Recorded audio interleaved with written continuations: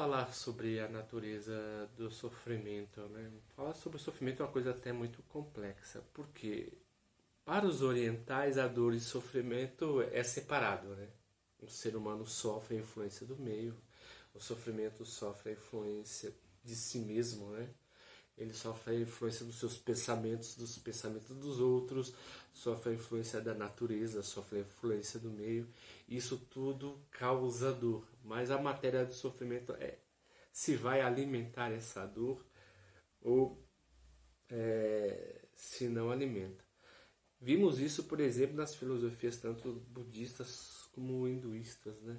Que eles conseguem separar a dor do sofrimento, né? Visto que tudo no mundo é sofrimento. Estar longe de quem se ama é sofrimento. Estar perto de quem não se ama também é sofrimento. Então, quando você alimenta esse pensamento que você tem da dor, você dá mais força a ela, então ela te consome. Então, no caso de você negar a dor, né, você se machuca muito mais, e o caso de fugir da dor também ela machuca.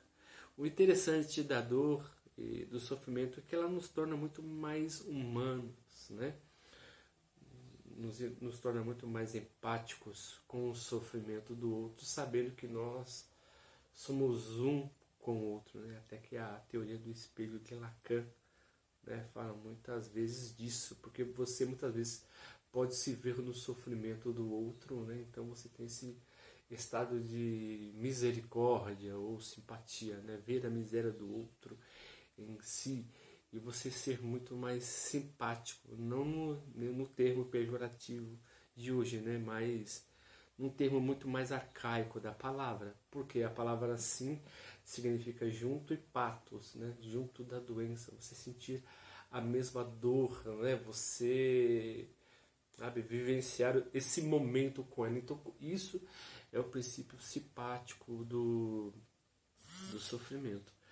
Mas assim, o sucesso muitas vezes nos desumaniza, né? Porque cada vez que você tem sucesso e cada vez que você sofra menos infortúnios, em tese, né, você vai se tornando uma pessoa muito mais antipática e antissocial. E você até entra numa escala que você julga o sofrimento do outro, porque o outro não tem a mesma visão que a sua.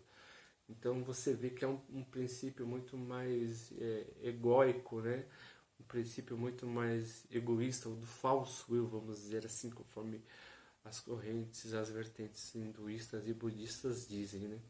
O interessante é que quando você verifica o conceito do eu, né? Por exemplo, na teoria freudiana do id, do ego, do superego, o sofrimento está entre você fazer aquilo que você deve fazer e fazer aquilo que você não deseja fazer. Então o ego ele é totalmente desfragmentado, né? Então o ser humano ele sempre fica dividido entre o seu dever e o seu desejo. Então o ser humano é um ser totalmente sofrível. Então isso faz parte do seu ser, da sua natureza, e o homem nunca vai conseguir desassociar a si do seu sofrimento. Interessante que se você fizer um exercício, que quando você pensa muito na vida, você fica triste, né? Quando você pensa muito, por exemplo, nos seus problemas, você entra num estado de melancolia, né? Então você começa a alimentar certos desejos, né? De certos receios, na verdade, né? Certas melancolias, certas tristezas. Então hoje vivemos muito nesse tempo, né, que as pessoas não podem mais parar para pensar sobre a vida, né? As pessoas querem viver a vida, nada contra isso, mas as pessoas muitas vezes não param, né, para verificar não só o quanto que elas sofrem, né, mas sim o quanto que elas fazem as outras sofrerem mediante esse sucesso, né?